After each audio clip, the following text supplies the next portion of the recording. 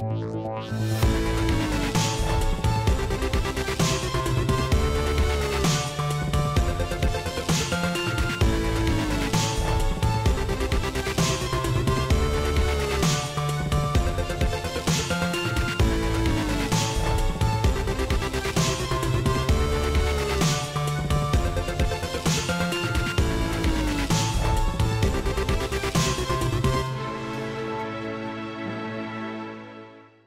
Ecorama, émission spéciale présidentielle en partenariat avec le magazine Le Point et en direct sur Boursorama. Il est midi, soyez les bienvenus. Aujourd'hui, votre invité, c'est Xavier Bertrand, le président de la région Hauts-de-France et conseiller spécial de Valérie Pécresse. Bonjour. Bonjour. Merci d'être avec nous. Donc, pour vous interroger à mes côtés, Marc Vigneault de l'Hebdomadaire.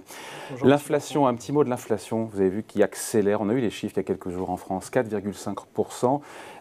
C'est mieux qu'ailleurs en Europe, où on est à 7,5% en moyenne. Et on a un gouvernement qui a quand même dépensé. J'avais la ministre Pannier-Runacher qui était là quelques jours qui me disait, mais attendez, on a mis depuis 6 mois 30 milliards d'euros. Le gouvernement a mis 30 milliards d'euros entre le chèque énergie, le bouclier tarifaire, le gaz, l'indemnité inflation. 30 milliards d'euros, c'est pas une pécadille, c'est beaucoup d'argent. C'est énorme. Est-ce que c'est suffisant? Est-ce que c'est mal employé? Non, le sujet, c'est qu'à un moment donné, si vous avez besoin d'injecter de l'argent dans l'économie pour protéger les Français, pour protéger l'économie, comme ça s'est fait au moment de la crise Covid, c'est une chose. Mais la question, c'est qu'on sait pertinemment que ça fait des années et des années qu'on dépense beaucoup plus que ce que l'on a. Où sont les réformes structurelles depuis 5 ans? C'est ça le fond. Dans la vie, il faut toujours savoir compter. Le budget de la famille, une entreprise, quelle que soit sa taille, mais aussi une collectivité et l'État. Et la vérité, c'est que si on veut rester indépendant, ne pas dépendre de ceux qui nous prêtent, il faut se désendetter. C'est ce que nous voulons faire avec Valérie Pécresse, c'est ce qui n'a pas été fait depuis 5 ans. Mais 30 milliards d'euros, malgré tout, ça reste une réponse significative. L'argent magique n'existe pas. On sait pertinemment qu'il faut rembourser. Là où il y a une hypocrisie de la part des gouvernants actuels, c'est que ceux qui auront à rembourser, ce sont nos enfants. Ça, c'est pas normal. C'est à nous de faire preuve de courage. Mais vous savez ce que je vous dis, parce que ceux qui peuvent nous regarder, je dis oui, d'accord, les politiques disent ça, mais qu'est-ce qu'ils font eux? Dans les régions que nous gérons, les régions, c'est pas non plus une petite collectivité, que ce soit Auvergne-Rhône-Alpes, que ce soit l'Île-de-France, que ce soit les Hauts-de-France, ce sont les 3 régions qui ont le plus réduit leurs dépenses de fonctionnement. Ce qu'on a fait dans des régions, il faut le faire au niveau de l'État. Ça n'a pas été fait depuis 5 ans. Un petit mot encore du pouvoir d'achat. 74% des Français, sondage IFOP pour le JDD, affirment que leur vote sera influencé dimanche par le pouvoir d'achat sur cette question. Est-ce que Valérie Pécresse en fait assez? Est-ce que c'est un axe suffisamment fort de sa campagne? Aujourd'hui, seuls 6% des Français lui font confiance sur cette question, encore une fois, pour améliorer le sort des Français en matière de pouvoir d'achat. Elle est loin derrière Emmanuel Macron, Marine Le Pen, Jean-Luc Mélenchon et même derrière Éric Zemmour. C'est justement l'un des points où ce que nous souhaitons, c'est que dans les derniers jours, on réussisse à montrer que ceux qui sont en colère, notamment par rapport au pouvoir d'achat, doivent vraiment regarder les projets des candidats. Le pouvoir d'achat, vous savez, c'est mon cheval de bataille depuis des années, depuis 2015, où j'avais vu dans la région des Hauts-de-France l'inquiétude de ceux qui travaillent et qui n'arrivent pas à s'en sortir, bien avant la crise des Gilets jaunes. Et dans le projet de Valérie Pécresse, la réponse se fait comment? Pas par des chèques à la veille des élections, ça se fait par le travail. Parce que ne racontons pas d'histoire. Si l'on veut gagner davantage, c'est par le travail qu'on pourra le faire. Et dans le projet de Valérie Pécresse, je ne sais pas si vous aviez l'intention d'y revenir ensuite, mais la baisse des charges salariales. Ah bah justement, il y a une question là-dessus. Moins 3 points de cotisation retraite dès juillet. C'est une façon très clairement de redonner du pouvoir d'achat. C'est du déficit public en plus aussi d'ailleurs, soit dit en passant. Oui, sauf que derrière, celle qui a aujourd'hui 2 fois plus de dépenses en moins que de dépenses nouvelles, c'est Valérie Pécresse et personne d'autre. Je ne vous parle même pas de la foire aux dépenses chez M. Zemmour et chez Mme Le Pen. Non, la seule qui a aujourd'hui un vrai programme de dépenses, c'est Valérie Pécresse. Donc je vais aller jusqu'au bout.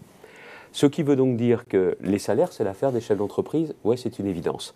Mais derrière, de baisser les charges salariales, c'est l'affaire effectivement de l'État et c'est ce que propose Valérie. Mais est-ce que c'est vraiment crédible? Les Français ont eu un doute à un moment quand Valérie Pécresse est un peu revenue sur ses propos. Elle a dit les salaires augmenteront de 10% et puis elle a dit la première étape, en plus de l'inflation, et elle a dit la première étape, ça sera 3%. Et au-delà de la première étape, on ne comprend pas très bien comment la candidate veut que les salaires augmentent de 10% en plus de l'inflation, c'est-à-dire qu'il va falloir que les entreprises déjà rattrapent l'inflation. On voit bien qu'elles ont du mal à le faire ou en tout cas qu'elles ne le font pas.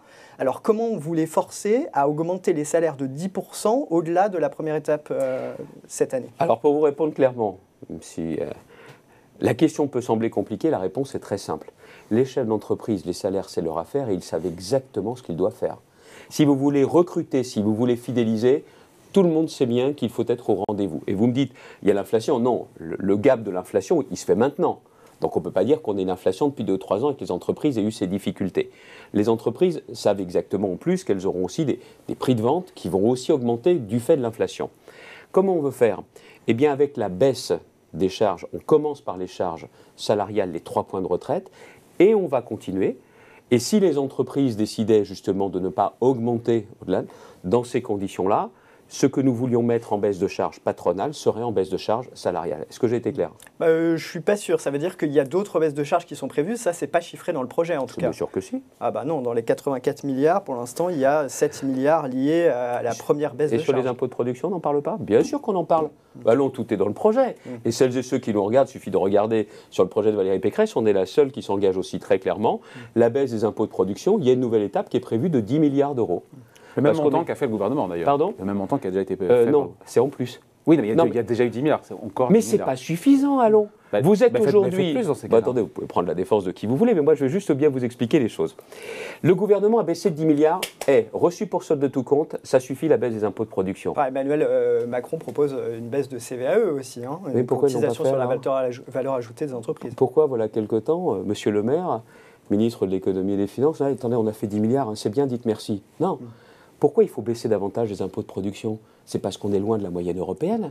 Si vous voulez ne pas faire de discours sur la réindustrialisation du pays, il faut, baisser massivement les impôts de production, beaucoup plus que la première marche de 10 milliards. Nous, la deuxième marche, elle est là, elle est concrète.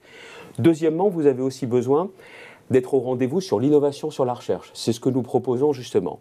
Troisième sujet, c'est que vous avez besoin aussi d'avoir ce qui manque cruellement aujourd'hui dans le plan France 2030, c'est l'investissement sur les ressources humaines, la richesse humaine, un nouveau plan de formation. Et puis il y a enfin un autre aspect, je le sais parce que je le pratique dans ma région, c'est qu'il faut transformer le parcours du combattant pour qu'une entreprise s'installe ou se développe en tapis rouge. Et c'est tout l'enjeu de ce choc de simplification que nous voulons mettre en place. Et vous savez, je vous dis cela parce que c'est vrai, je viens aussi du monde de l'entreprise. J'essaye dans mon fonctionnement de président de région, comme Valérie Pécresse, d'avoir ce raisonnement d'entreprise. On sait qu'on a une obligation de résultat. Les discours, ça va bien. Si on veut être au rendez-vous de la réindustrialisation, il va falloir justement relever ces différents défis. C'est la seule qui a tout cela dans son projet. C'est un peu ce que j'allais dire, c'est que la simplification, on en parle beaucoup en période de campagne électorale, puis quand on est au pouvoir, c'est quand même beaucoup plus dur à réaliser. Mais enfin, venez faire un tour dans les Hauts-de-France et vous allez voir ce que l'on a fait. Parce que dans les Hauts-de-France, on est voisins de la Belgique. Quand je suis arrivé à la tête de ma région, je me suis aperçu qu'il fallait 2 fois moins de temps pour qu'une entreprise s'installe en Belgique qu'en France. Bon, ce n'est pas la météo qui joue, ce n'est pas l'accent, c'est tout simplement qu'il y a plus de procédures et qu'on fait certainement plus confiance aux entreprises qu'en France. On a décidé de mettre en place un contrat d'implantation où on est capable, par contrat, de s'engager vis-à-vis des investisseurs sur une durée maximum de procédure. Et on est capable aujourd'hui d'avoir des entreprises belges qui s'installent chez nous. Ce qu'on a fait dans les Hauts-de-France, j'en ai parlé avec Valérie Pécresse, c'est ce que l'on veut faire dans toute la France. La preuve que c'est possible à une condition, c'est qu'on comprenne bien tout d'abord que ce ne sont pas les politiques qui créent les emplois, ce sont les chefs d'entreprise. Et que si vous voulez simplifier, il faut que les administrations de contrôle se transforment en administrations d'accompagnement. Et si vous voulez une simplification, c'est à partir du terrain. Aussitôt après l'élection, dans les 100 premiers jours, il y aura tout un travail avec les chambres consulaires que nous voulons maintenir. On leur fait confiance. Les organisations professionnelles et les réunions de terrain pour justement partir du terrain sur les besoins de simplification. Ah, si vous partez de Paris, alors là, je peux vous garantir qu'il n'y a rien qui se fera. Mais du terrain, c'est possible. Sur un autre aspect du programme, vous avez dit qu'il n'y a pas d'argent magique, vous avez utilisé une formule qui ressemble, et Valérie Pécresse est la candidate qui propose le plus d'économies. Mais à bien y regarder, est-ce que ces économies sont vraiment crédibles? Quand on voit qu'il y a par exemple 15 milliards d'euros sur la lutte contre les fraudes fiscales et sociales. Alors les gens, c'est très populaire, mais en fait, cette somme-là, nous on a bien regardé au point, honnêtement, c'est très irréaliste. Il y a d'autres sources d'économie dans le programme de Valérie Pécresse où on se dit, honnêtement, ça sera très difficile d'y arriver. Et en face, il y a quand même 42 milliards de baisse d'impôts et d'augmentation des dépenses. Donc, est-ce qu'on est sûr qu'à la fin, ces économies seront bien là? Et par exemple, sur la fraude fiscale et sociale, la fraude fiscale, aujourd'hui, l'État récupère 11 milliards d'euros par an. Ça veut dire que pratiquement, on va doubler, même plus que doubler, ces recettes en 5 ans. Comment vous faites concrètement? Bon, déjà, si vous me dites ça à moi qui représente Valérie Pécresse, qu'est-ce que vous devez coller aux représentants des autres candidats, hein? Parce que alors, les autres, c'est complètement de la flûte, hein, leur projet. Nous, c'est sérieux, et je vais aussi vous dire une chose. On peut se dire, oui, Bertrand dit que c'est sérieux, pourquoi? Mais comment on a fait chez nous? Comment on a fait dans nos régions? Ce n'est pas des petits budgets, 3,5 milliards chez moi. Et elle aussi, on a baissé la dépense publique. Voilà. Non mais c'est une réalité, il suffit d'aller regarder tout simplement sur les différents sites. L'IFRAP, qui est aussi un organisme indépendant, qui a vraiment une véritable notoriété, peut dire justement que dans nos régions, on a réussi. Ça parle tout simplement pour dire, bon, s'ils l'ont fait chez eux, on va regarder ce qu'ils proposent. D'accord, Xavier Bertrand, laissez-moi finir. Laissez-moi finir, vos questions sont longues, j'essaie d'avoir des réponses qui sont... Longues aussi. Oui, d'accord, mais c'est normal. C'est moi qui suis le représentant de la candidate. Premièrement, vous travaillez pour Le Point. Vous avez fait des bonnes feuilles sur un bon bouquin, sur 2 bouquins de Charles Prats. Vous en avez parlé à différentes reprises. Oui, tout à fait. Ok. Eh bien, tout est dedans. Tout est dedans. Et ce n'est pas d'ailleurs 15 milliards d'euros que Charles Prats nous dit qu'il est possible de récupérer. C'est beaucoup plus que ça. On a aussi fait sur Le Point un article qui montre que Charles Prats s'appuie sur des données qui sont quand même assez fausses. Hein. Non, vous avez dit ça sur le nombre de cartes vitales, pour être très précis. Alors, sur le nombre de retraits versés, Le Point avec attention, ça fait plaisir. Oui, je suis lecteur, vous aussi, comme vous aussi. Très bien. Donc, Charles Prats dit que c'est beaucoup plus que 15 milliards d'euros, c'est 25 milliards d'euros. Et nous avons pris un chiffre qui est, vous le voyez, certainement pas au maximum. La lutte contre les fraudes, je peux d'autant plus vous en parler qu'en 2004, ça remonte, ça me rajeunit, ça me fait plaisir, c'est moi qui, secrétaire d'État à l'assurance maladie, et le premier lancé les contrôles sur les arrêts de travail de longue durée. On m'avait dit à l'époque, il n'y a pas d'argent récupéré, il n'y a que des coûts à prendre. Si, on s'est aperçu qu'il y en avait un certain nombre qui étaient frauduleux. Et il y a eu aussi des époques où ça a bien fonctionné. Il y avait un comité national de lutte contre les fraudes, piloté par Bercy et par le ministère des Affaires sociales, j'y étais, et il y a eu des vrais résultats. Ça n'est plus une priorité aujourd'hui. Ce qui veut dire aussi que vous avez une nouvelle opération à faire. Là où vous dites que les chiffres peuvent être mis en question, c'est sur le nombre de cartes vitales qui circulent, en plus que le nombre d'assurés sociaux. C'est là-dessus que le Point en avait parlé. Pourquoi? Parce que quand l'assurance maladie a été interrogée par la Cour des comptes, ils ont dit on ne sait pas trop. On ne sait pas trop pourquoi il y en a plus. Alors plutôt que de faire des investigations encore plus poussées, on va faire quelque chose de très simple.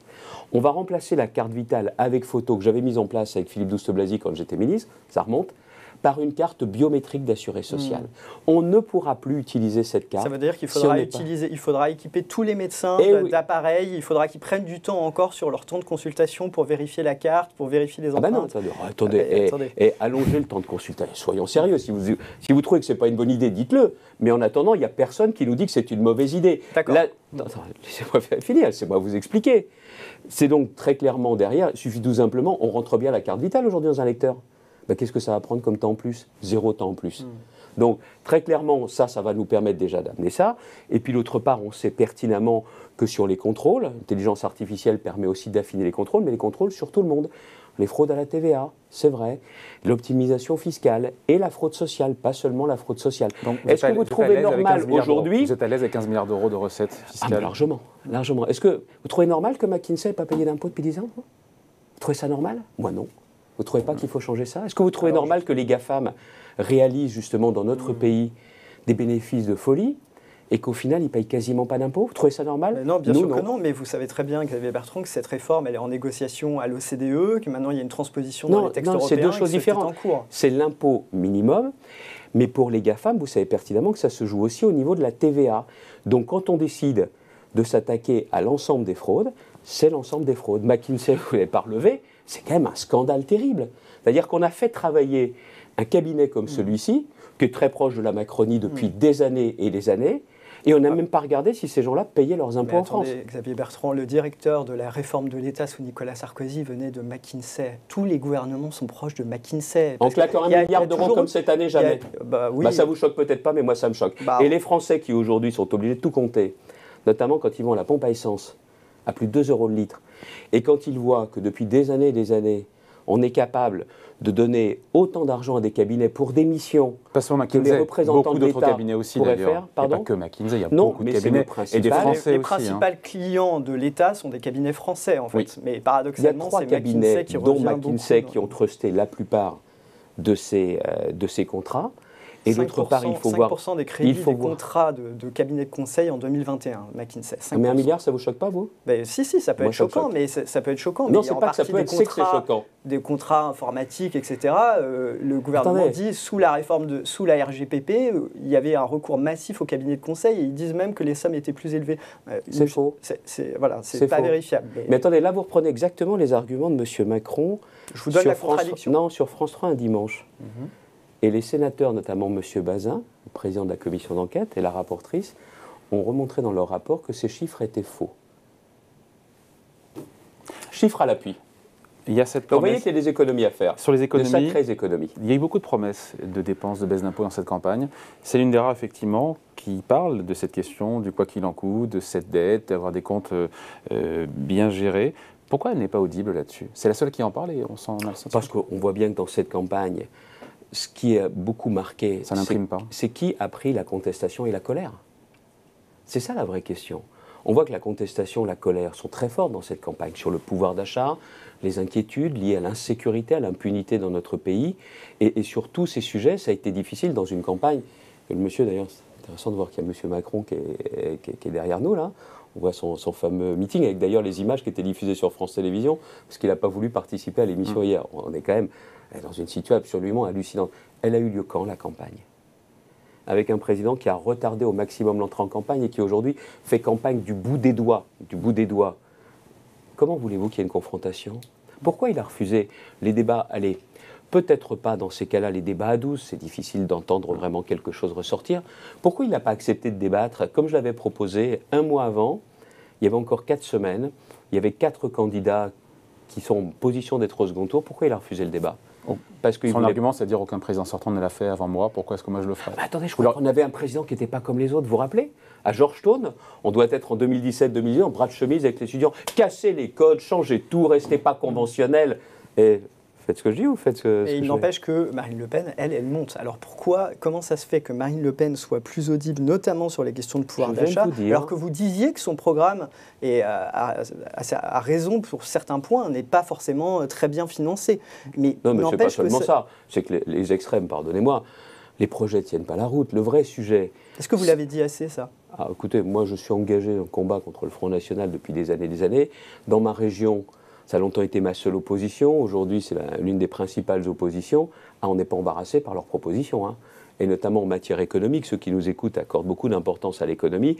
Ce n'est pas les propositions économiques du Front National ou de Mme Le Pen qui risquent de nous donner le moindre espoir. Et la baisse de la TVA sur les carburants, par exemple, c'est quelque chose que les Français peuvent trouver séduisant. Oui, mais clairement, c'est ce que nous disons nous. C'est qu'à chaque fois qu'il y a une augmentation du prix du pétrole, en France, il y a une double peine. C'est que la TVA s'applique sur l'augmentation du prix du pétrole, mais la TVA s'applique aussi sur la TICPE. C'est pas normal, nous avons proposé, c'est Valérie Pécresse qui l'a proposé, qu'à chaque fois qu'il y a une telle augmentation, il y ait une opération vérité et qu'on rende tout l'argent du surplus des taxes aux Français. Et si je peux me permettre, nous avons été les premiers à dire que les 15 centimes, là on ne sait pas comment ils étaient sortis. Les 15 centimes de rabais. Au final, sont 18. Pardon? Au final, sont 18. Pourquoi? Parce que c'est nous qui avons dit que le compte n'y était pas. Parce que c'est non seulement une mesure qui s'est appliquée au 1er avril, alors que ça aurait pu commencer tout de suite, rappelez-vous. Le gouvernement a dit que c'était la TVA, qu'il fallait rajouter la TVA sur les 15 centimes. Pourquoi ils ne l'ont pas dit au début? Non, ne vous inquiétez pas que pour tous ces trucs-là, ils savent compter. De toute façon, eux, ils ont une calculette à la place de la tête, une calculette à la place du cœur. Ce sont des cyniques. Et ils ne font les choses que pour les élections. C'est ça aussi le vrai problème. Alors, Xavier Bertrand, j'aurais juste finir ma phrase. C'est là où est le risque. Rappelez-vous cette crise des Gilets jaunes. Le gouvernement n'a pas compris qu'en augmentant justement les taxes, beaucoup de Français, je le vois dans ma région. Dans ma région, j'ai des gens qui sont dans des métropoles, qui habitent dans les métropoles, qui travaillent dans les métropoles. Il y a le métro, dans d'autres il y a le tramway, il y a le bus. Mais quand vous habitez en milieu rural et que vous avez besoin de votre voiture, votre métro, c'est la voiture. L'augmentation des taxes, elle pèse sur le pouvoir d'achat comme on n'imagine pas. Aujourd'hui, personne ne s'étonne qu'on soit à plus de 2 € le litre, que le diesel est passé au-dessus du prix du sans-plomb, alors qu'on nous avait dit à l'époque, le diesel, allez-y, ça coûte moins cher. C'est là qu'est la colère. Et ce qui est important dans cette dernière ligne droite, c'est de montrer justement que dans notre projet, il y a les réponses à cette colère. Alors dans votre projet, il y a aussi une mesure forte, c'est le report de l'âge légal de la retraite à 65 ans. C'est quelque chose qui est sans doute nécessaire, mais que les Français ont du mal à comprendre, surtout ceux qui ont commencé à travailler tôt, qui aujourd'hui peuvent partir beaucoup plus tôt avec leur nombre d'années de cotisation. Est-ce que c'est vraiment juste de faire travailler jusqu'à 65 ans quelqu'un qui a commencé à travailler tôt ou qui a eu une carrière pénible? 70% des Français sont opposés au report. C'est pour ça qu'il faut voter pour Valérie Pécresse, parce que ce projet, en ce qui la concerne et elle seule, allie le courage et la justice. Vous avez raison. Une réforme des retraites, c'est quelque chose qui touche personnellement parce que ça change les habitudes de vie. Ça change les habitudes de vie. Et si vous voulez faire passer une telle réforme, il faut de la justice. Là, encore une fois, on peut se dire, oui, il parle de justice, mais pourquoi Pécresse en fera preuve? Parce que c'est dans l'ADN de la droite républicaine et du centre, que de marier courage et justice pour les réformes des retraites. D'ailleurs, si vous voulez savoir qui a fait des réformes des retraites en France, cherchez pas loin. La gauche a fait des rapports, des livres blancs, rien du tout. Macron a dit, je vais vous faire une réforme des retraites. Il a mis à nouveau le bazar après les gilets jaunes dans tout le pays. Il a retiré sa réforme. Nous, on peut le faire parce que vous prenez notamment 2003. En 2003, vous vous rappelez, on passe sur le même nombre d'années de cotisation publique et privée. C'est pas facile à l'époque. Il y a du monde dans la rue, tout ça. Sauf que c'est nous qui mettons en place le dispositif carrière longue. Ceux qui avaient commencé à travailler à 14 ans, à 15 ans, à 16 ans, partaient plus tôt. C'est nous qui l'avons fait. Ceux qui l'ont fait sont quand même les plus crédibles pour être ceux qui sont capables de mettre en place de la justice, parce que c'est vrai que celui qui est usé physiquement par son travail, il doit partir plus tôt. C'est ce qu'il y a toujours eu dans les réformes de la droite et c'est ce qu'il y aura dans la réforme de Valérie Pécresse. Et on est les seuls à donner cette garantie de justice. Et vous ajoutez aussi sur la justice autre chose, c'est les pensions de réversion, elles doivent augmenter. Elles doivent augmenter, c'est ce que nous proposons, 54 à 75%, qui seront financés par le report de l'âge légal. Ça se fera progressivement, mais nous, on mettra la justice justement dedans. J'en parlais il y a quelques jours avec Laurent Berger, qui était à votre place, le secrétaire général de la CFDT. Il me dit non, la situation financière du régime des retraites ne plaide pas, ne justifie pas de prendre en urgence, en tout cas, des mesures paramétriques fortes. Parce qu'il me dit, vous savez quel est le niveau de déficit du système des retraites en 2021? Oui, mais on ne parle pas de 2021. On parle de 3 milliards et quelques. Non, attendez. 2,6 milliards pour être précis. Je ne vous parle pas de 2021. Je vous parle des années qui viennent. Il n'y a pas d'urgence non plus. Ah mais attendez, mais ça se fait que progressivement. Vous n'allez pas passer du 1er mai 2022 au 1er janvier 2023 à 65 ans. Ça ne s'est jamais passé comme ça. C'est progressivement, parce qu'il faut aussi respecter les modes de vie, les prévisions de vie des uns et des autres. Ça se fait progressivement. Mais le rôle du politique, c'est quoi? C'est d'anticiper. Gouverner, c'est prévoir. Et en plus, regardez bien les choses. Sur les retraites, vous n'avez pas 36 solutions, hein.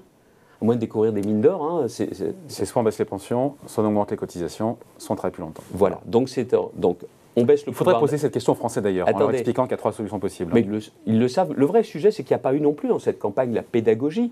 Je ne suis pas surpris qu'on vous dise 62 ans, 65 ans, vous préférez quoi? Mais moi, je préfère 62.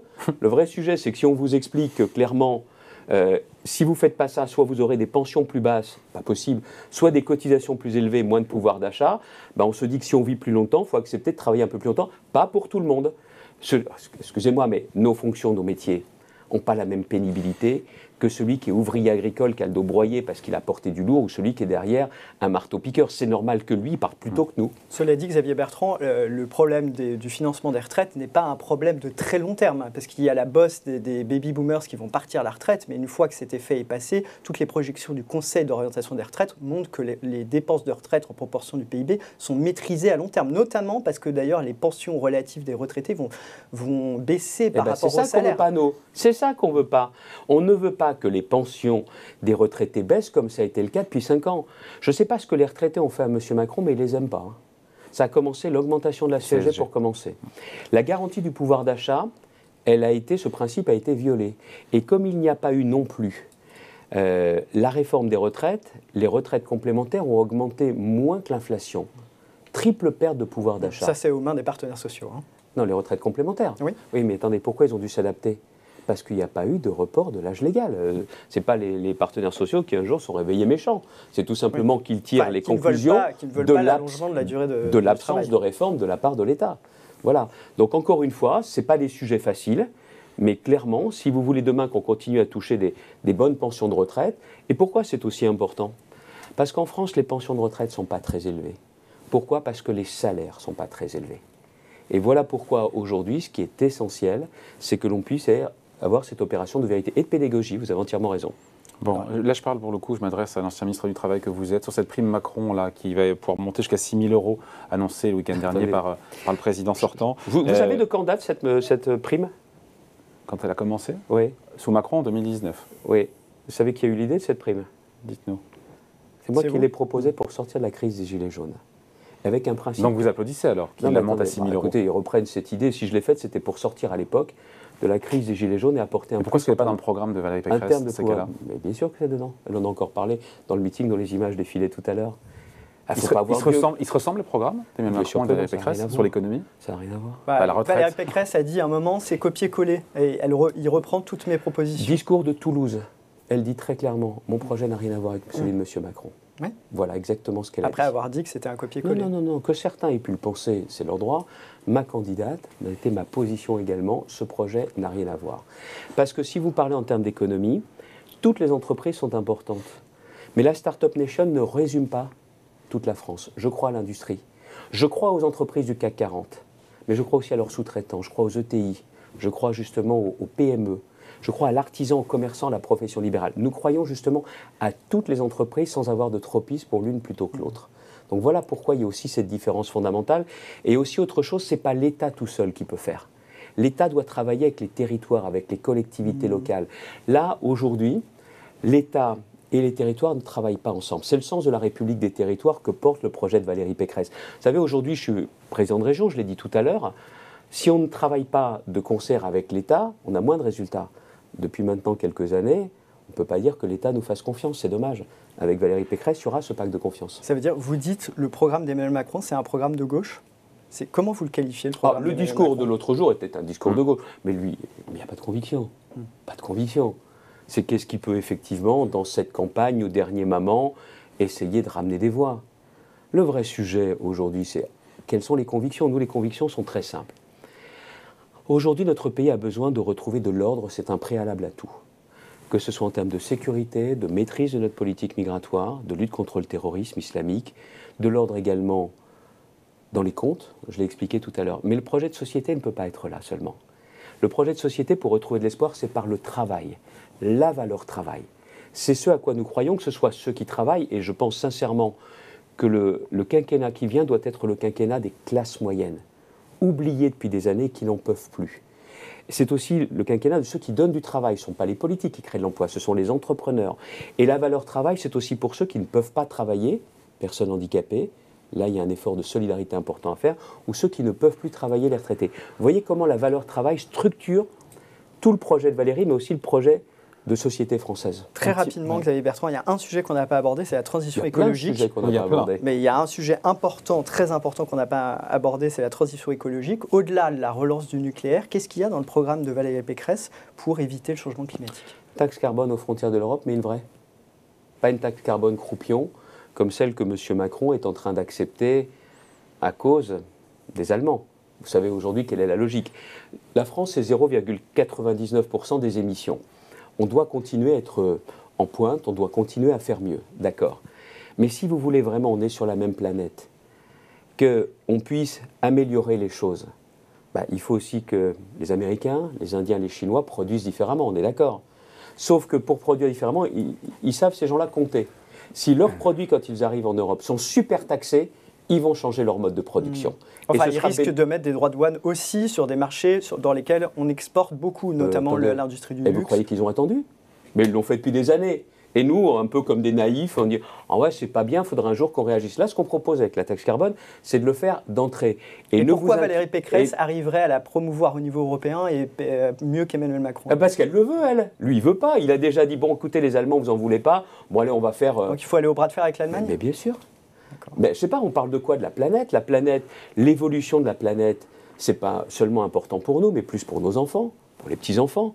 Donc on a cette responsabilité. La première des choses, si vous voulez qu'ils produisent autrement, dans ces conditions-là, il faut une vraie taxe carbone. Et là, s'ils veulent continuer à venir en Europe, et ils ont intérêt à venir en Europe vu le marché de consommation que nous représentons, dans ces cas-là, ils vont changer leur mode de production. Et puis derrière, vous parlez de la relance du nucléaire, et que de temps perdu quand même. Quel gâchis! Je veux bien que M. Macron ait aujourd'hui la foi du converti. Maintenant, je reparle du nucléaire. Il a quand même pas bougé le petit doigt pour empêcher la fermeture de Fessenheim. Pas du tout. Et puis pendant longtemps, c'est lui d'ailleurs qui en 2018, c'était pas un siècle, hein, 2018, il dit « faut fermer les réacteurs ». Et là, parce que nous, dans le débat, on a posé la question de la relance du nucléaire, il a changé d'avis. D'accord. Qui est le plus crédible? Celui qui croit depuis longtemps ou celui qui change d'avis tous les 4 matins? Un petit mot de Marine Le Pen, Xavier Bertrand, qui, on l'a vu, a quand même largement gommé, beaucoup d'aspérité, beaucoup de points de son programme qui faisaient peur. Il n'y a plus de sortie de l'euro. Elle nous a dit qu'une dette, ça devait se rembourser. Elle arrondit les angles, ou pour vous? Son projet est toujours... Un commerce dans lequel vous n'allez pas depuis des années, parce que vous savez que ce qui s'y vend ne vous plaît pas. Il change la vitrine. Vous rentrez quand même dans le commerce? Donc c'est juste la façade qui a été ripollinée? Évidemment. Ça veut dire que c'est toujours un programme d'extrême droite? Évidemment. Et qui ne tient pas la route. Donc ça veut dire, qu'est-ce que vous ferez? Non mais économiquement, il est quoi économiquement? Quel effet il aurait? Mais c'est tout simplement un affaiblissement d'un pays comme le nôtre. La question aussi de la confiance pour les investisseurs nationaux et une calamité, et internationaux. Encore une fois, économiquement. Qu'est-ce que j'ai besoin d'être dans les superlatifs? Les Français, vous savez, n'ont pas besoin de moi pour se faire leur point de vue. Aujourd'hui, on voit dans les intentions de vote, mais ce n'est pas les sondages, que nous aurons le résultat dimanche prochain. On verra si les Français, au final, se disent quel est le projet qui tient le plus la route? Quelle est la personnalité qui saura faire? Qui aura une équipe derrière? Prenez notamment Madame Le Pen. Qui en a autour d'elle, là? À faire une équipe avec qui? M. Bardella, M. Bardella, M. Bardella, M. Bardella, M. Bardella? Nous, il y a une véritable équipe autour. Et puis après, il y a aussi autre chose quand on a un projet. Il faut avoir une majorité parlementaire pour mettre en place. Valérie Pécresse, c'est la seule qui aura, entre les Républicains et l'UDI, une vraie majorité parlementaire. Elle est là, la réalité. Et c'est vrai, là où vous avez raison, c'est que dans cette si drôle campagne, de passer ces éléments de solidité, de sérieux, d'espoir également, c'est pas la chose la plus simple. Ça, vous avez entièrement raison. Et on voit quand même, Xavier Bertrand, qu'il y a une fébrilité chez les Républicains. Il y en a certains qui, le jour, si... J'ai l'air fébrile. Il a dit les Républicains. Mais si après le premier tour, Valérie Pécresse n'est pas qualifiée, quand même, tout le monde sait très bien qu'il y a une discussion interne au parti pour savoir ceux qui rejoindraient éventuellement Emmanuel Macron et ceux qui iraient plutôt vers... je ne sais pas comment appeler, la droite de la droite, l'extrême droite. Donc, est-ce que vous avez une ligne claire là-dessus? Quelle position vous défendez? Ah oui, oui, je sais qui je suis, je sais où j'habite. Et je fais partie d'une droite qui, demain, après-demain, n'a ni envie de s'allier, ni envie de se rallier, clairement. On est à 4 jours du premier tour, Xavier Bertrand. Aucun sondage ne donne Valérie Pécresse qualifiée au second tour. Est-ce que vous y croyez encore? Est-ce qu'elle peut faire mentir les sondages?